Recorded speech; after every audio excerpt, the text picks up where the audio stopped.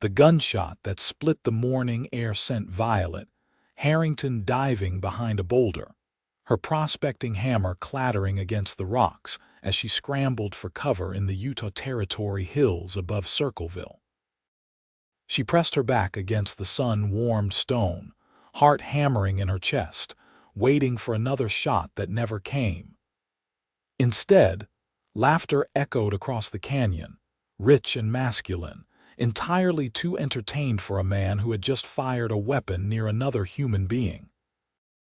"You can come out now, miss. I was aiming at the rattlesnake that was about 3 feet from your boot, not you." Violet's breath caught. She peered around the boulder to see a tall man on horseback, rifle still raised, pointed at something on the ground near where she had been kneeling. The September sun of 1876 cast him in silhouette, but she could make out broad shoulders, a well-worn hat, and an ease in the saddle that spoke of someone born to it. She stood slowly, brushing red dust from her split riding skirt, and approached with caution. There, coiled in death, lay the biggest diamondback she had ever seen, its head blown clean off. "I had the situation under control," she said, though her voice shook slightly, betraying the lie. The man tipped his hat back, and she got her first clear look at his face. He was perhaps 26 or 27, with sun-bronzed skin, a strong jaw shadowed with stubble, and eyes that caught the light like honey held up to the sun. Those eyes were dancing with barely suppressed amusement. "Is that right? What was your plan exactly? Negotiate with it." "I was going to move slowly away. Everyone knows you do not make sudden movements around snakes. Everyone also knows you watch where you are kneeling when you are out prospecting in snake country." He swung down from his horse with fluid grace, landing with barely a sound. "Ryder Prescott. I run the Triple P Ranch about 5 miles south of here, and you are trespassing on my land." Violet straightened her spine, meeting his gaze directly. At 23, she had learned that showing weakness to men in this territory was a mistake. "Violet Harrington, and I am not trespassing. This is public land, open for prospecting under the Mining Act." Ryder's mouth quirked at the corner. "The Mining Act covers federal land, Miss Harrington. This particular section happens to be deeded property, has been in my family since '68. He crossed his arms, and she noticed how his shirt stretched across his chest, how his forearms were corded with muscle from hard work. "But I am curious what you are prospecting for out here. Most folks have moved on to the mining towns further north." "Silver," she said, lifting her chin. "There are significant silver deposits throughout this region. I have done my research." "Have you now?" That amusement was back, infuriating and somehow also making her pulse quicken. "And what exactly did your research tell you?" "That the geological formations in these hills are consistent with argentiferous galena deposits. The limestone bedrock, the volcanic intrusions, the presence of lead carbonates in the creek beds, all indicators of potential silver veins." Ryder's eyebrows rose and something shifted in his expression. The condescension faded, replaced by genuine interest. "You actually know what you are talking about. Did you think I was out here playing with rocks? Most people I catch trespassing are just trying to get rich quick without understanding the first thing about geology or mining." He walked closer, and she caught the scent of leather and sage and something uniquely him. "But you are still on my land, and I still need you to leave." "I need just 1 more hour. I found a promising outcropping yesterday, and if I could just finish taking samples." "No." The flatness of his tone sparked anger in her chest. "Mr. Prescott, I have traveled all the way from Philadelphia.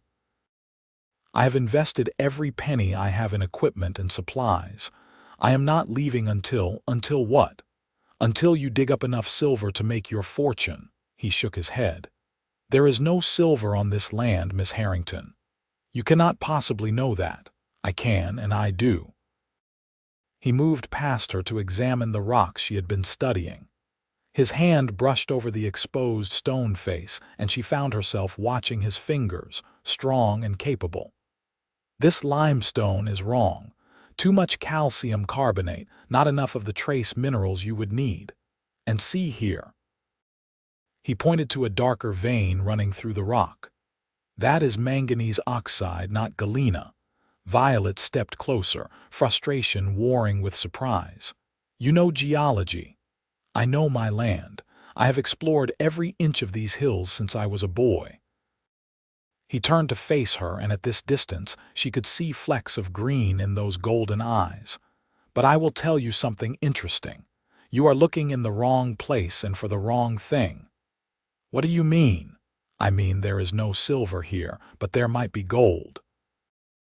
The word hung in the air between them. Gold. The very sound of it seemed to make the sunlight brighter, the air thinner. Gold, she whispered. Maybe. I have seen some interesting quartz formations deeper in the hills.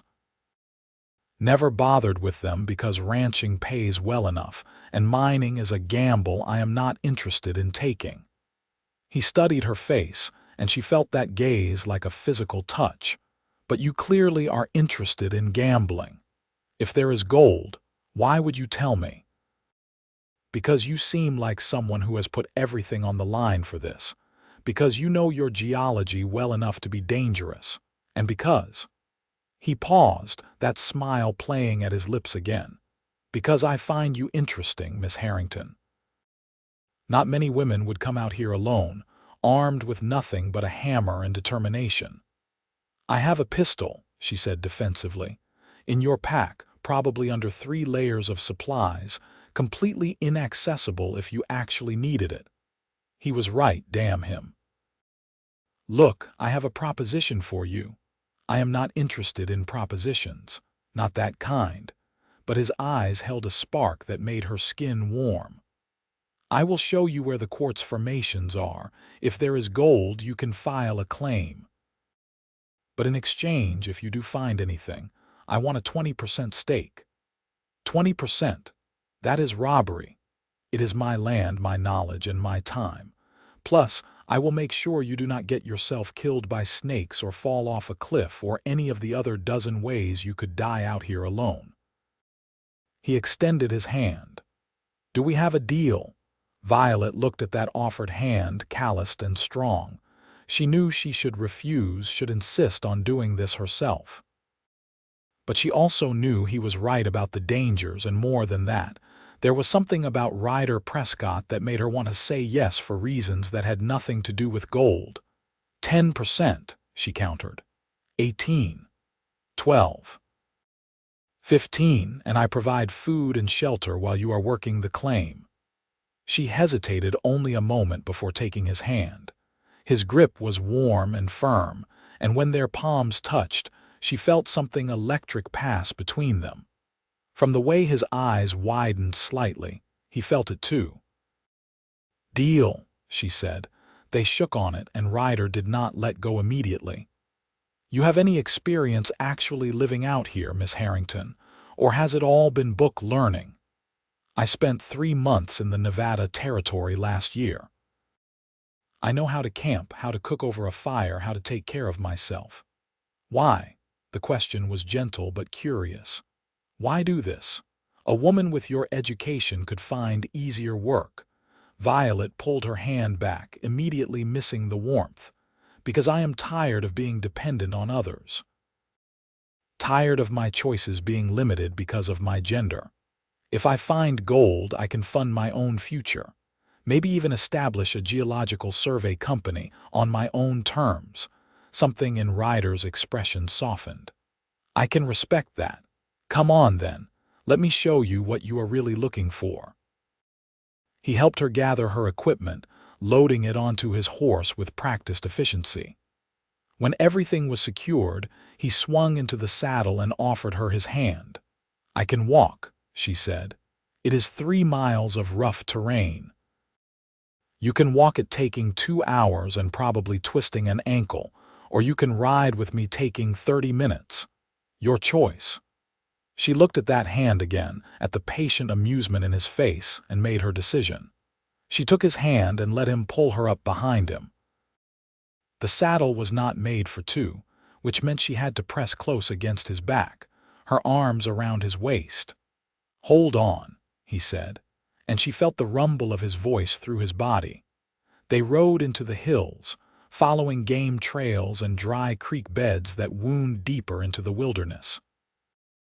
Violet tried to focus on the landscape, on the geological formations they passed, but she could not ignore the solid warmth of the man in front of her, the way his body moved with the horse, the subtle scent of him that the wind carried back to her. "You said your family has owned this land since '68, she said, needing to break the charged silence. "How did you end up here?" "My father bought it after he mustered out of the army. He wanted to get as far from the war as possible, somewhere he could build something peaceful." Ryder's voice carried a note of old pain. "He and my mother built the ranch from nothing. My brother and I grew up helping them establish the herd, build the house, make something that would last. Your brother works the ranch with you." "He did. Daniel died 3 years ago. Threw from a horse during a storm." The words were matter of fact, but she felt the tension in his body. "My parents passed a few years before that. Influenza took them both in the same month, so now it is just me and the men I employ." "I am sorry," Violet said softly. "Life out here is hard. You lose people." He guided the horse around a steep outcropping. "What about you? Your family must have been worried about you coming out here alone." "My father died 5 years ago. He was a geologist, actually. He taught me everything he knew." She smiled at the memory. "My mother remarried last year to a banker who thinks a woman's place is in the parlor. We do not see eye to eye on much of anything." "So you ran away to the Utah Territory to dig in the dirt." "I did not run away. I strategically relocated to pursue business opportunities." His laugh was warm and genuine. "I like you, Violet Harrington." The casual use of her first name should have offended her, should have prompted a correction. Instead, she found herself saying, "Violet is fine, and I suppose I can call you Ryder. I would like that." They rode in companionable silence for a while longer. The terrain grew rougher, the vegetation sparser. The hills here were ancient, shaped by forces that had worked over millions of years. Violet felt that familiar thrill of wonder at the sheer age of the land, the stories written in stone. Finally, Ryder pulled the horse to a stop in a narrow canyon. Sheer walls of reddish stone rose on either side, and at the far end, she could see exposed white and gray rock that made her heart leap. "Quartz," she breathed. "Lots of it. See how it runs in veins through the darker stone. I noticed it years ago, but never thought much about it." He dismounted and helped her down, his hands on her waist sending another jolt of awareness through her. "What do you think?" Violet approached the rock face with reverence, pulling out her small field kit. She examined the quartz closely, noting the crystalline structure, the way it was mineralized.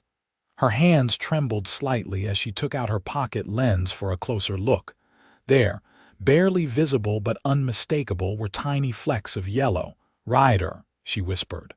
"Look at this." He leaned in close, his shoulder brushing hers. She pointed to the flecks, and she heard his sharp intake of breath. "Is that what I think it is? I would need to do proper assays to be certain, but yes, I think there is gold here." Her mind was already racing ahead. "We would need to trace the vein, see how deep it goes, determine if there is enough to make mining viable. But this is promising. This is very promising." When she turned her head, she realized how close they were standing. Close enough that she could see the individual whiskers of his stubble, the exact shade of his eyes in this light, the shape of his mouth. "You have a good eye," he said quietly. "Most people would have missed those flecks. My father taught me to look carefully, to be patient." She did not step back, even though she should have. "Thank you for showing me this." Thank you for making my afternoon more interesting than checking fence lines." His smile was different now, softer, with less amusement and more genuine warmth. "So what happens now?" "Now I need to do a proper survey. Take samples from multiple locations, test them, calculate the potential yield." She finally stepped back, needing distance to think clearly. "It will take several days of work, maybe a week. Then I will bring you back here tomorrow. For today, you should come to the ranch, get settled, have a real meal." He gathered the reins of his horse. "Unless you were planning to camp out here by yourself, I have a tent and supplies in Circleville. I was renting a room above the general store. That is 15 miles from here. You would spend half your daylight riding back and forth." He moved closer again, and she was struck by how tall he was, how he seemed to fill her vision. "Stay at the ranch. I have guest quarters. You will be safe and comfortable, and we can start first thing in the morning." It was sensible. Practical. Exactly what she should do. It was also dangerous in a way that had nothing to do with snakes or cliffs. "I do not want to impose," she said. "You are not. I have plenty of room, and honestly, I could use the company. It gets lonely out here." The admission surprised her. He seemed so confident, so self-sufficient. But she saw the truth of it in his eyes, the loneliness he carried. "All right," she agreed. "But this is strictly a business arrangement." "Strictly business," he echoed, but the way he looked at her made it feel like a promise of something more. They rode back the way they had come. And as the sun began its descent toward the western horizon, they emerged from the hills onto grassland that rolled out like a green and gold carpet. In the distance, she could see buildings, a house and barn and corrals, all nestled against the base of the hills. The Triple P Ranch was beautiful in a rough, practical way. The house was built of logs and stone, with a wide porch that wrapped around two sides. The barn was large and well-maintained, and she could see cattle dotting the distant pastures. "Home," Ryder said, and she heard the pride in his voice. As they approached, several men emerged from the barn, clearly curious about their visitor. Ryder made introductions efficiently. There was Marcus, his foreman, a man in his 50s with kind eyes and a weathered face.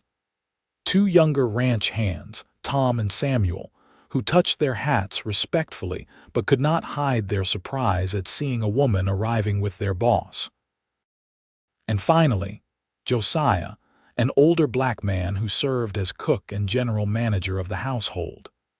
"Miss Harrington will be staying with us for a while," Ryder announced. "She is doing geological survey work in the hills. I expect you all to treat her with respect and give her space to do her work."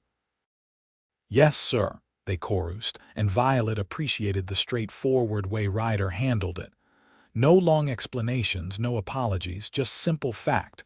Josiah stepped forward with a warm smile. "Welcome, miss. I will get the guest room ready for you. Are you hungry? I have stew on for supper." "Starving, actually," Violet admitted. She had been too excited that morning to eat much breakfast. "Good. A woman who eats proper meals is a sensible woman." He headed toward the house, calling back, "I will have everything ready in half an hour." Ryder showed her to the house, carrying her pack despite her protests that she could manage. The interior was surprisingly comfortable, with sturdy furniture and Navajo rugs on the wooden floors. It was clean and organized, clearly the home of someone who took pride in his space. The guest room was small but comfortable, with a real bed covered in a quilt, a washstand with a basin and pitcher, and a window that looked out over the ranch toward the distant hills. "Josiah will bring you hot water for washing," Ryder said from the doorway. "Supper is informal. Just come out when you are ready." "Thank you." She set down her field bag, suddenly aware of how dusty and disheveled she must look. "This is very kind of you. It is not kindness. It is business, remember." But his eyes told a different story. "I will see you shortly." After he left, Violet sank onto the bed, her mind whirling. What was she doing? She had come here to find her fortune, to prove herself, and instead she had agreed to partner with a man she had met just hours ago. A man who made her pulse race and her thoughts scatter. A man who looked at her like she was something precious. She shook her head firmly. This was business. She could not afford to be distracted by a handsome face and kind eyes, no matter how those eyes seemed to hold all the warmth of the sun. Josiah brought the hot water as promised, along with clean towels and a shy smile. "It is good to have another person in this house," he said. "Mr. Ryder, he works too hard, spends too much time alone. You being here, that is good for him."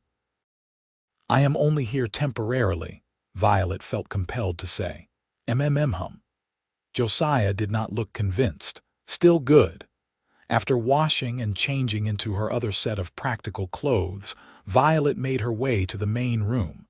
The smell of Josiah's stew made her stomach growl. She found Ryder at the large wooden table, already seated, looking freshly washed himself. He had changed his shirt and combed his hair, and the sight of him in the lamplight made something flutter in her chest. "Feeling better?" he asked, rising as she entered. His manners were surprisingly refined for a rancher. "Much. Thank you again for your hospitality." Josiah brought out bowls of rich beef stew with vegetables and fresh bread that was still warm. They ate in comfortable silence for a few minutes, both clearly hungry. "Tell me about your survey work," Ryder said eventually. "How exactly do you determine if there is enough gold to make mining worth the effort?"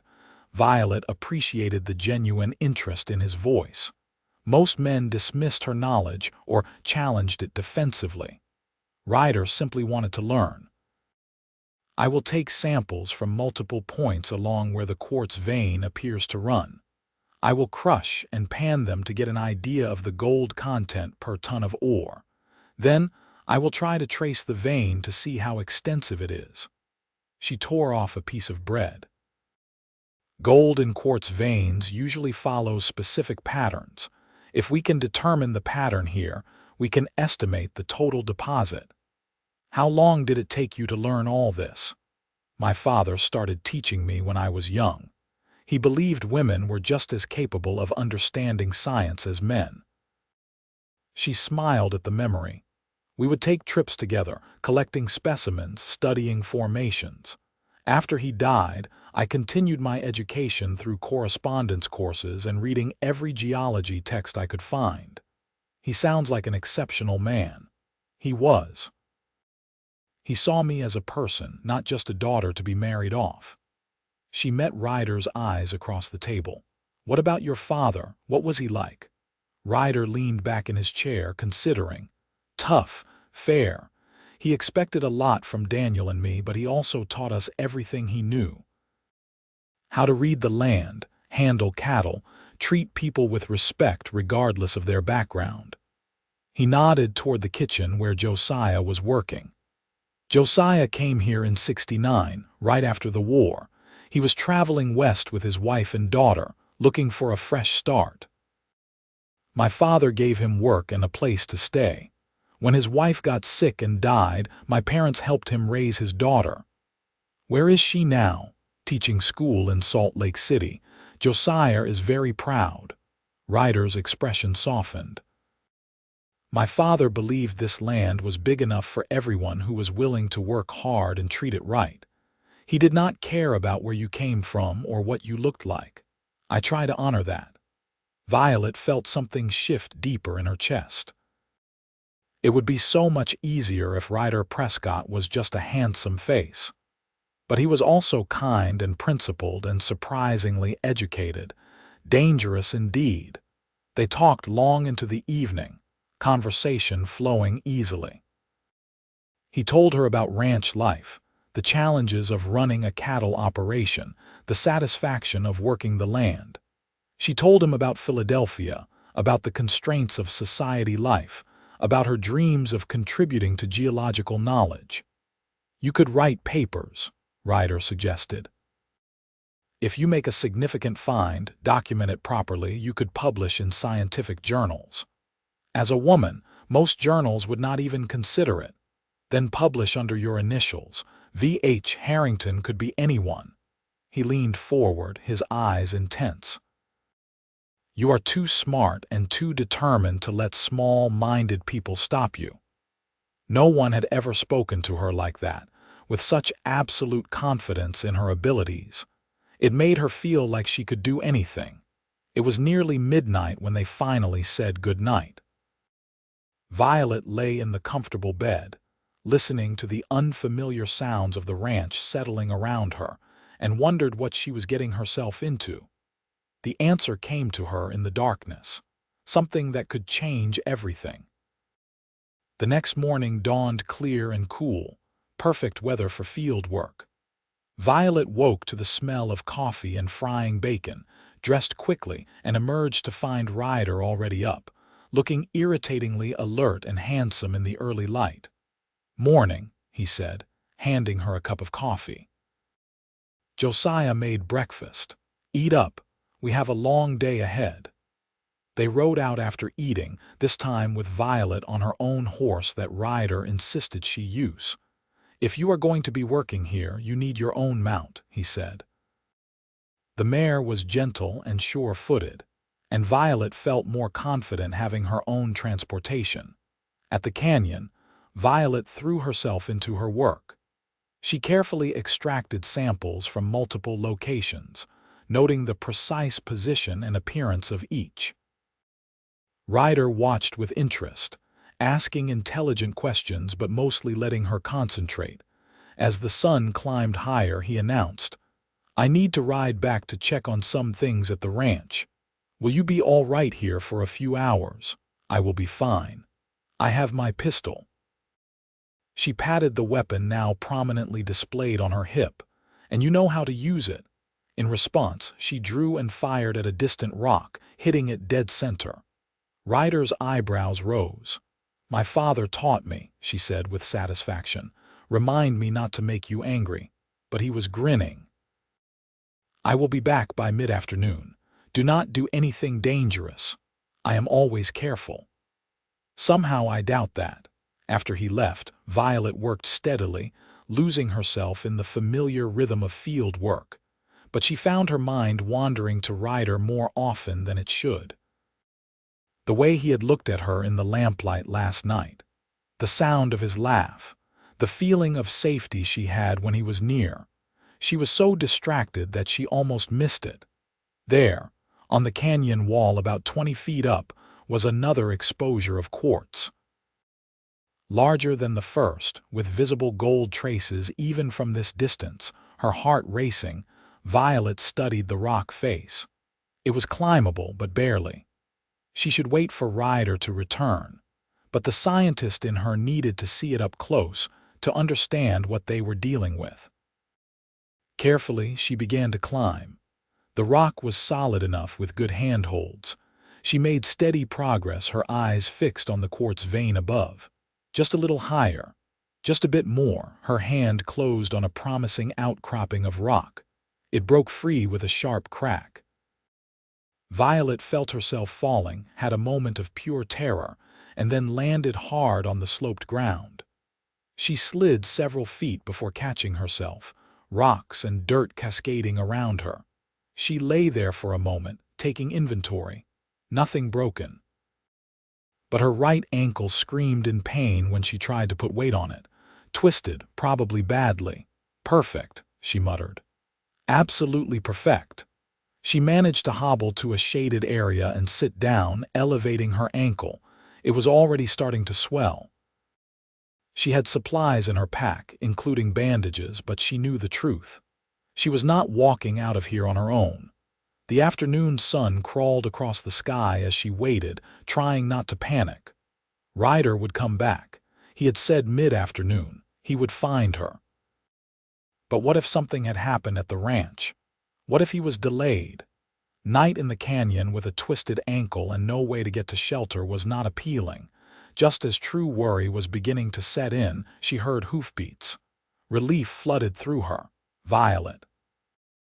Ryder's voice echoed through the canyon, sharp with concern. "Where are you?" "Over here," she called back. He appeared around a boulder, leading both horses, and his face went pale when he saw her sitting on the ground. What happened? He was beside her in seconds, kneeling, his hands gentle as they checked her over. "Are you hurt?"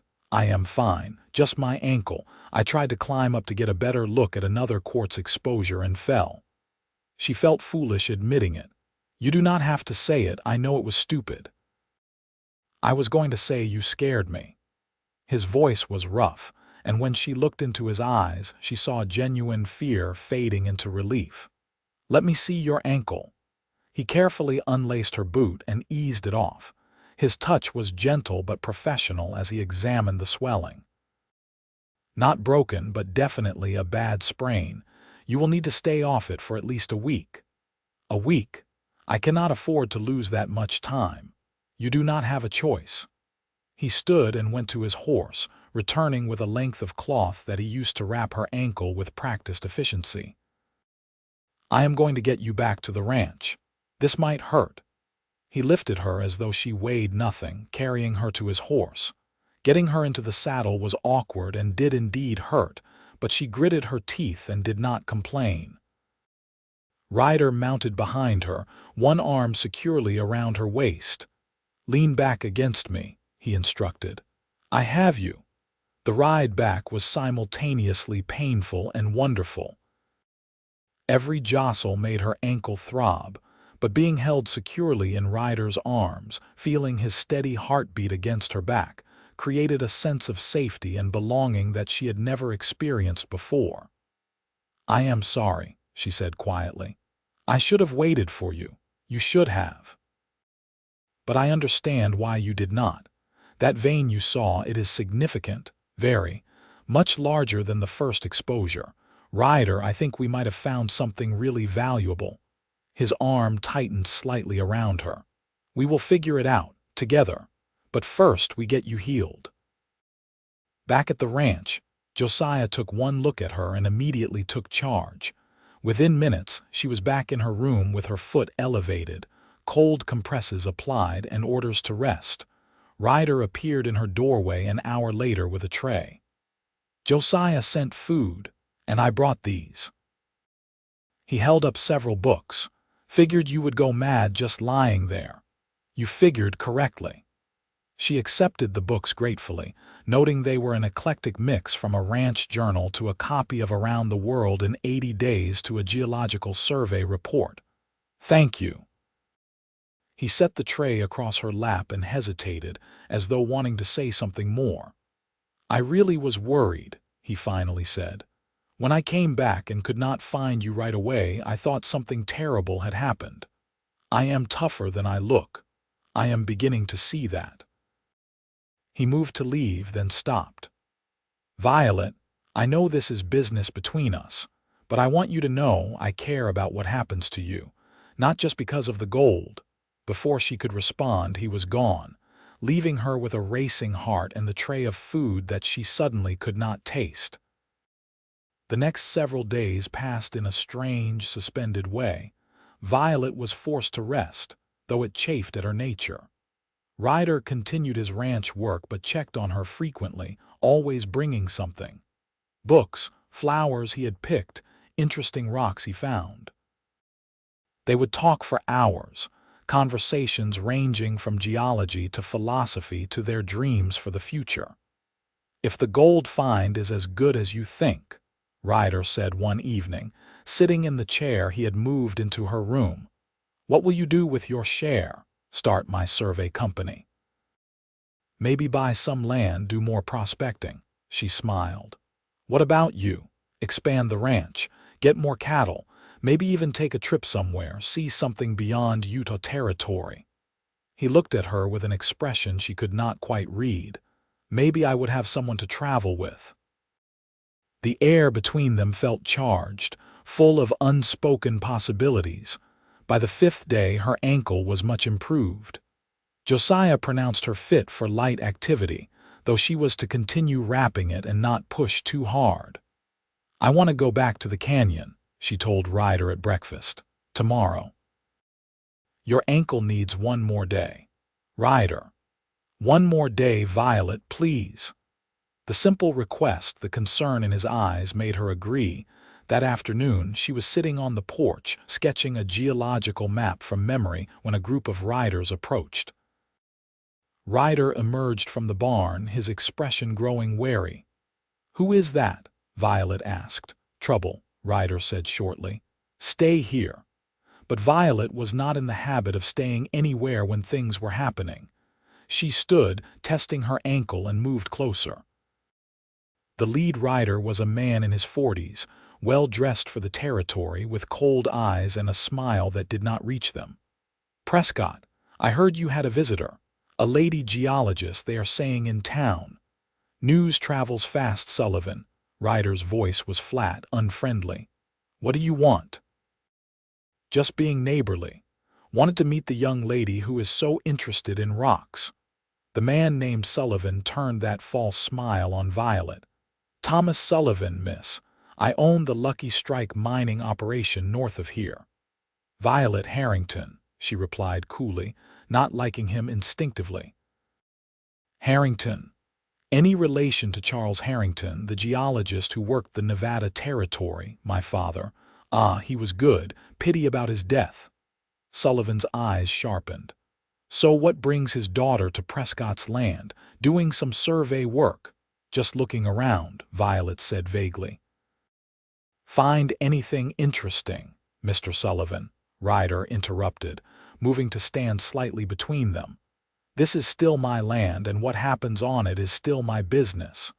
Was there something you needed, or did you just come to be nosy?" Sullivan's expression hardened. "Just a friendly warning, Prescott.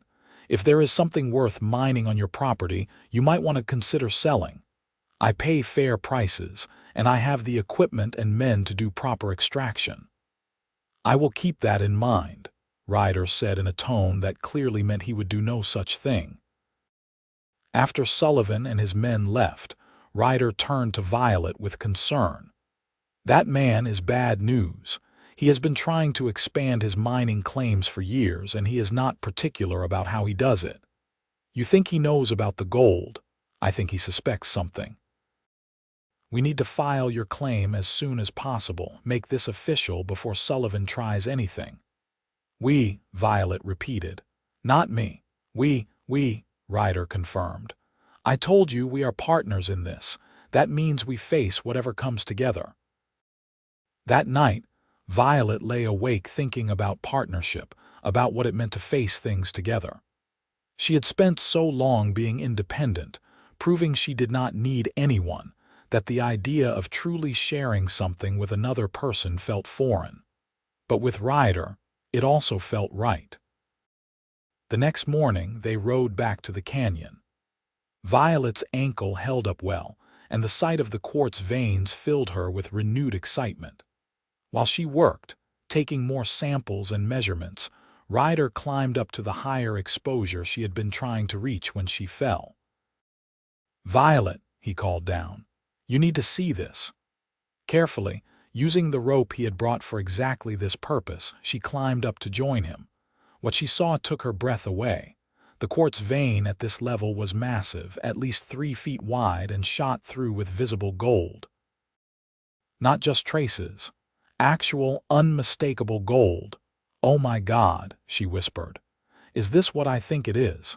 This is a significant find, a very significant find." Her mind raced with calculations. "If this vein continues at this concentration for even 50 feet, we are looking at a fortune." Multiple fortunes. They stared at each other, the magnitude of the discovery sinking in. "We need to file the claim today," Ryder said. "Right now." They collected their evidence, carefully documenting everything, and rode hard for Circleville. The land office was a small building attached to the territorial courthouse, staffed by a clerk who looked supremely bored until they explained what they wanted. Filing the claim was a tedious process involving paperwork and fees and exact descriptions of the location. But finally, it was done. The claim was registered in both their names, properly documented and legally binding. As they walked out into the late afternoon sun, Violet felt something shift in her chest. This was real now. They had actually done it. "We should celebrate," Ryder said. "There is a restaurant in town. Nothing fancy, but the food is decent." "I would like that." The restaurant was indeed nothing fancy, but it was clean and the food smelled wonderful. Over steak and potatoes, they talked about next steps. They would need to hire workers, get equipment, plan the actual mining operation. It was overwhelming and exciting in equal measure. "We should bring in an experienced mining engineer to help design the operation," Violet said. "I know geology, but extraction is a different skill." "Agreed. I know a few people we could contact." Ryder reached across the table, covering her hand with his. "I cannot believe this is real. A month ago, my biggest concern was whether we would have enough hay for winter. Now everything is different," Violet finished. She turned her hand over, threading her fingers through his. "Ryder, I need to tell you something." "What is it?" "I did not come here looking for this, any of this." She gestured between them. "I came looking for silver for financial independence. I did not expect to find gold, and I definitely did not expect to find." She trailed off, suddenly uncertain. "Someone who makes you feel like you are not alone," Ryder suggested quietly. "Someone who sees you for exactly who you are and thinks that is pretty damn wonderful." "Yes," she breathed. He stood, still holding her hand, and gently pulled her to her feet. "Violet Harrington, I know we have not known each other long. I know this started as business. But somewhere between the snake and the samples and the sprained ankle, I fell for you. Hard." Her heart was pounding so hard she was sure he could hear it. "I fell for you too. I tried not to. This was supposed to be simple. Nothing worth having is ever simple." He cupped her face with his free hand, his thumb brushing her cheekbone. "Can I kiss you?" Instead of answering, she rose on her toes and closed the distance between them. The kiss was soft at first, tentative, a question and an answer. Then Ryder's arms came around her and she pressed closer, and it deepened into something that made the world disappear. His mouth was warm and sure, tasting of coffee and promise, and when they finally broke apart, they were both breathing hard. "That was," Violet started. "Yeah," Ryder agreed. They laughed, foreheads touching, holding each other in the middle of the restaurant while the other patrons politely pretended not to notice. "Come on," Ryder said eventually. "Let me take you home." Home. The word resonated in a way Violet had not expected. The ranch had started to feel like home, more than Philadelphia ever had. And Ryder felt like home too, like a place she could rest and be herself. The ride back was peaceful, both of them quiet but comfortable, hands linked between their horses. When they arrived at the ranch, Ryder helped her down, but instead of letting go, he pulled her close again. "Stay," he said softly. "Not as a business partner, not as a guest. Stay with me. We have only known each other 2 weeks. I know it is crazy. But I also know that I have never felt about anyone the way I feel about you. You challenge me and inspire me and make me want to be better." His eyes searched hers. "Tell me you do not feel it too." "I do feel it. But Ryder, what if the gold changes things? What if we start the mining and it gets complicated and we lose this? Then we will deal with it together. Violet, the gold is just gold. You are what matters to me." He kissed her forehead. "But I am not going to push. If you need time, take it. I will wait." That was what decided her. Not the pretty words, but the genuine respect for her autonomy, the willingness to let her make her own choice. "I do not need time," she said. "I need you." This kiss was different from the first. It was a claim and a promise, heat and tenderness woven together.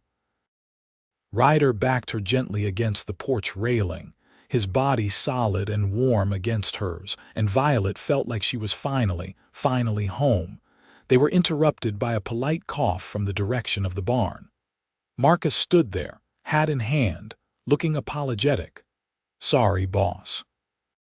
But we got a problem." Ryder sighed but did not let go of Violet. "What kind of problem?" "Sullivan's men. They are setting up a camp on the North Ridge. Tom says it looks like they are planning to start prospecting." "That is federal land up there," Ryder said, frowning. "He can do that legally." "Maybe so. But they have been asking the boys a lot of questions about what Miss Harrington is doing here where she has been working." Marcus looked uncomfortable. "I do not trust Sullivan, never have." "Neither do I." Ryder looked at Violet. "We are going to need to be careful. Sullivan will try to find a way to get to our claim if he thinks there is enough money in it. Can he legally challenge it? Not if we defend it properly. But he could make things difficult, file competing claims based on technicalities, tie us up in legal disputes." Ryder's jaw tightened. "Or he could try less legal methods." "You mean he might try to steal from us, or run us off, or any number of other things? The law out here is not always as strong as it should be." Violet felt a chill despite the warm evening. "What do? We prepare. We get our operations started as fast as possible, and we make sure someone is always at the claim site." He turned back to Marcus. "I want 2 men on watch in rotation, 24 hours. Nobody approaches our claim site without me knowing about it." "Yes, sir." After Marcus left, Ryder pulled Violet close again. "I am not going to let anything happen to you or to what we found, I promise." "We will protect it together," Violet said firmly. "I am not some delicate flower you need to shield. We are partners, remember?" His smile was proud. "Partners. And hopefully more than that. Definitely more than that." The next few weeks were a whirlwind of activity. They hired workers, brought in equipment, began the initial work of opening up the mine. Violet oversaw the technical aspects, using her geological knowledge to guide the excavation. Ryder managed the logistics, the supplies, the security. True to his word, there were always guards at the site, and true to their fears, there were several incidents. Tools went missing. A support beam was sabotaged. Once, someone took shots at their workers from a distance, though no one was hit. Each incident was clearly meant to intimidate them into selling or abandoning the claim. Instead, it made both Violet and Ryder more determined. "He is not going to win," Violet said after the shooting incident, her voice shaking with anger rather than fear. "We have the legal claim. We have the proof. We are doing this right. I know. But I hate that you are in danger because of this." Ryder pulled her into his arms and she felt the tension in his body. "I am in danger because Sullivan is a criminal. That is not your fault or mine." She looked up at him. "We cannot let fear win." "When did you get so fierce?" "I have always been fierce. You just bring it out in me." As the mine operation grew, so did their relationship. They worked side by side during the day, and in the evenings they would sit on the porch and talk about everything and nothing. Ryder told her about his dreams of expanding the ranch, of creating something lasting. Violet shared her hopes of contributing to scientific knowledge, of proving that a woman could succeed in a man's world. "You have already proved that," Ryder said one evening, his arm around her shoulders. "You found gold where others saw nothing. You designed a mining operation that is working beautifully. You stood up to threats and intimidation. What more proof do you need?" "I suppose I am still trying to prove it to myself," she admitted. "I spent so long being told what I could not do." "Then let me tell you what you can do. You can do anything you set your mind to. You are brilliant and brave and stubborn as hell." He kissed her temple. "And I love you for all of it." The words hung in the air, unexpected and perfect. "You love me," Violet whispered. "I do. I know it is fast. I know we have only known each other a few months. But yes, I love you, Violet Harrington. I love your mind and your courage and the way you never back down from a challenge. I love how you look at rocks like they are treasures. I love how you have made this ranch feel like a home again instead of just a place I work." He turned her to face him. "You do not have to say it back. I just needed you to know." Violet felt tears prick her eyes. "I love you too. I think I started loving you the day you shot that snake and then laughed at me. Or maybe when you showed me the quartz veins. Or maybe it was when you carried me home and took care of me." She laughed through the tears. "I am not sure when it started, but I know that I love you, Ryder Prescott. And that scares me and excites me in equal measure. Good scared or bad scared. Good scared. The kind that means something matters enough to be frightening." He kissed her then, slow and sweet and full of promise. When they broke apart, he said, "Marry me." Violet's breath caught. "What?" "Marry me. I know it is soon. I know we should probably wait and be sensible, but I do not want to wait. I want to start our life together now. I want to fall asleep with you every night and wake up with you every morning. I want to build something with you, not just a business but a real life." He took her hands. "Violet, will you marry me?" She thought about all the reasons she should say no. They had only known each other for 3 months. They were in the middle of a potential conflict with a dangerous man. Her mother would be scandalized. Society would judge her for being improper. And then she thought about how none of that mattered compared to how she felt when she was with Ryder. How he made her feel seen and valued and loved for exactly who she was. "Yes," she said. "Yes, I will marry you." His whoop of joy startled the horses in the corral, and then he was spinning her around, both of them laughing like children. They decided on a small ceremony in Circleville, just close friends and Ryder's ranch hands. Josiah cried and insisted on baking a cake. Marcus offered to give Violet away, since her father was gone, and the gesture made her tear up. The day before the wedding, Violet rode to the mine site one last time to check on progress. The operation was going well. They had extracted enough gold already to know this was a major find, worth far more than either of them had initially hoped. She was standing at the mine entrance, looking at the fruits of their labor when she heard horses approaching. Multiple horses. Sullivan appeared with 6 men, all armed. "Miss Harrington," he said with that false smile, "or soon to be Mrs. Prescott, I hear. Congratulations." "Thank you." Violet's hand moved to the pistol at her hip. "This is private property, Mr. Sullivan. You need to leave. See, that is where we have a problem. I have been doing some research into the land grants around here. Turns out there is a question about whether this particular parcel is actually part of Prescott's deed." He dismounted, his men following suit. "Could be it is actually federal land, which would make your claim invalid." "That is not true. We have the documentation. Documentation can be challenged. Surveys can be wrong. Lines can be disputed." He moved closer. "Or you and Prescott could just sell me the claim for a fair price and avoid all the legal trouble." "No, Miss Harrington, you seem like a smart woman. Smart enough to know when you are outmatched. I have resources you cannot compete with. Money, lawyers, men." The threat in his voice was clear. "Take the deal." I said no. Before Sullivan could respond, gunshots echoed from the direction of the ranch. Multiple shots, rapid fire. Violet's blood went cold. "Ryder." She ran for her horse, Sullivan's laughter following her. The ride to the ranch took forever and no time at all. She could see smoke rising before she got there, and her heart was in her throat. Please let him be all right. Please. She arrived to chaos. The barn was on fire and men were running with buckets. But there, directing the efforts, safe and whole, was Ryder. He saw her and relief flooded his face. "Violet, thank God. I heard shots from the mine and thought, I am fine. Sullivan showed up, tried to intimidate me, but then we heard the shots and I came straight here." She dismounted quickly. "What happened?" "Sullivan's men attacked, tried to burn us out. Ryder's face was grim. "But they picked the wrong day.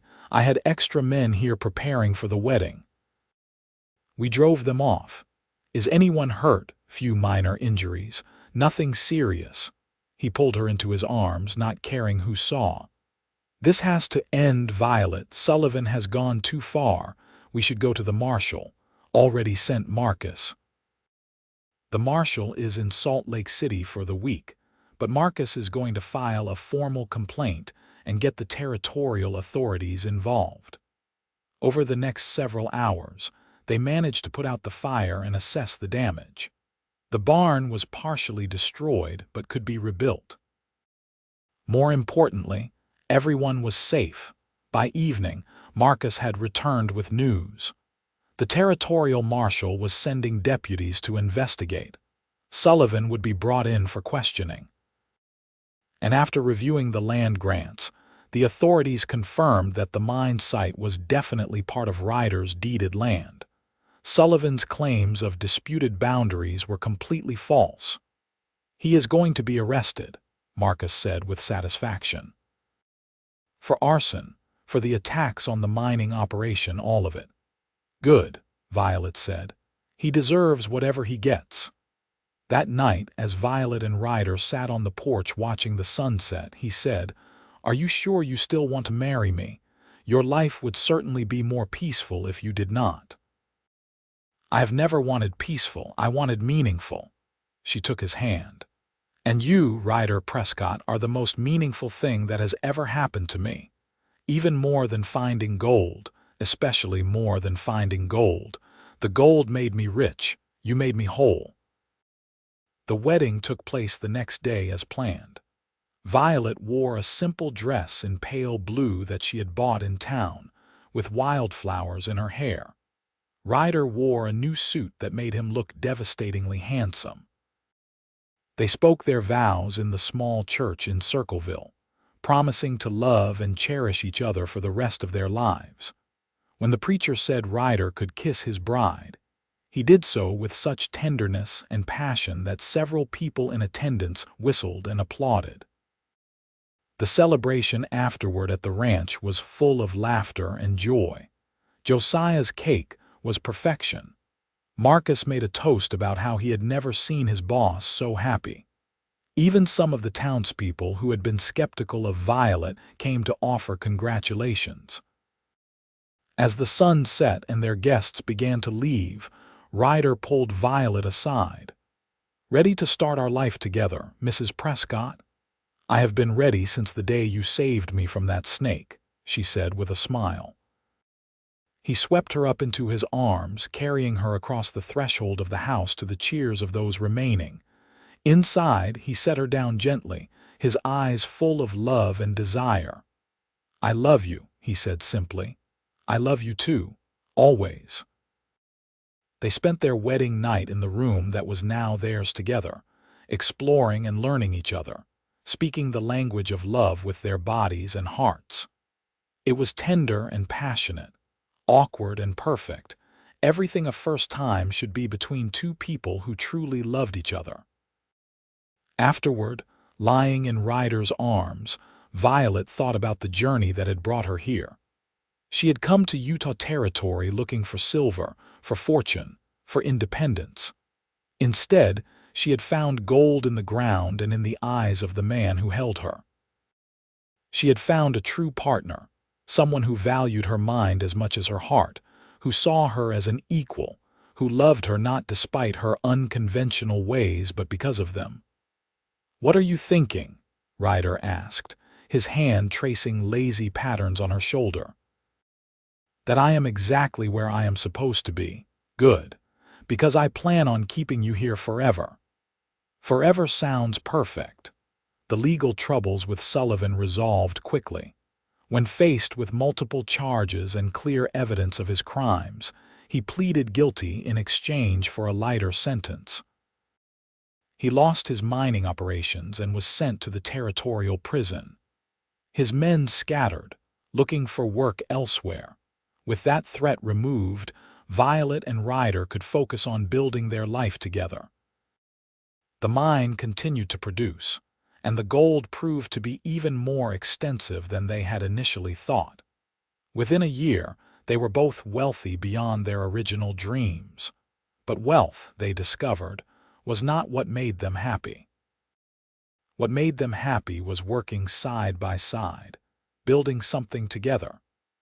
Violet wrote papers on the geology of the region that were published under her full name, becoming one of the first women to contribute to geological journals. Ryder expanded the ranch, creating one of the most successful cattle operations in the territory. They used some of their wealth to help others. They funded a school in Circleville, built a proper medical clinic, helped families get started with their own small ranches and businesses. Josiah's daughter came back to teach at the school they built, which delighted him. 2 years after their wedding, Violet gave birth to their first child, a boy they named Charles Daniel Prescott, honoring both their fathers. Watching Ryder hold his son for the first time, tears of joy streaming down his face, Violet felt her heart might burst from happiness. "He is perfect," Ryder whispered, "just like his mother." "He has your eyes," Violet said, "those beautiful eyes full of gold." Charles was followed 2 years later by a daughter, Emma, who had Violet's determination and Ryder's easy laugh. And 3 years after that, another son, James, who seemed to inherit the best of both of them. The children grew up running wild on the ranch, learning about cattle from their father and geology from their mother. Violet never stopped her scientific work, though she balanced it with motherhood. She wrote a book on the mineral deposits of the Utah Territory that became a standard reference. Ryder became known throughout the region as a fair and honest rancher, someone who treated his workers well and his land with respect. They had arguments, of course. Violet's stubborn streak and Ryder's protective instincts sometimes clashed. But they learned to talk through their differences, to compromise, to remember that they were on the same side. "Marriage is like prospecting," Violet said once, when Emma asked her the secret to a happy marriage. "You have to be willing to dig deep, to work through the hard rock to find the precious metal beneath. And sometimes you do not find what you expected. Sometimes you find something even better." "Is that what you found with Papa?" Emma asked. "I came here looking for silver." "I found gold in the ground. But what I really found was gold in your father's eyes, in his heart, in his soul. That was the real treasure." On their 20th wedding anniversary, Ryder took Violet back to the canyon where they had first found the gold. The mine was still operating, though they hired others to run it now. They stood looking at the quartz veins, hands linked, remembering. "Do you ever regret it?" Ryder asked. "Staying here instead of going back east, living a more conventional life?" "Never, not once." Violet turned to face him. "You gave me everything I did not even know I wanted. A true partnership, a real home, a love that has only grown stronger with time. You gave me the same. Before you, I was just going through the motions, working the ranch because it was what I knew but not really living. You made me see that life could be an adventure, that love was worth the risk. We took a chance on each other. Best gamble I ever made." He kissed her, and it was just as sweet as their first kiss 20 years ago. "Here is to 20 more years, Mrs. Prescott. And 20 after that if we are lucky." "I will take all the years with you I can get," Violet said. They were blessed with those years and more. They watched their children grow into fine adults. Charles took over the ranch, running it with his father's integrity and his mother's innovative thinking. Emma became a doctor, using the wealth her parents had generated to fund her education. James became a geologist like his mother, continuing her work in surveying the Western Territories. They became grandparents and then great-grandparents, their family tree growing strong and wide. Through it all, Violet and Ryder remained devoted to each other, their love a constant in a changing world. when Ryder was 73 and Violet 70. They sat together on the porch of the ranch house they had shared for nearly 50 years. Their hair was white, their hands gnarled with age, but when they looked at each other, they still saw the young people who had fallen in love over quartz and gold. "I need to tell you something," Violet said, taking his hand. "What is it?" "That first day when you shot that snake and laughed at me, I was so annoyed. I thought you were an arrogant rancher who was going to make my life difficult. And now I know you are an arrogant rancher who made my life wonderful." She smiled at him. "I love you, Ryder Prescott. I have loved you every day for almost 50 years, and I will love you for whatever time we have left. I love you too, Violet. You are the best thing that ever happened to me.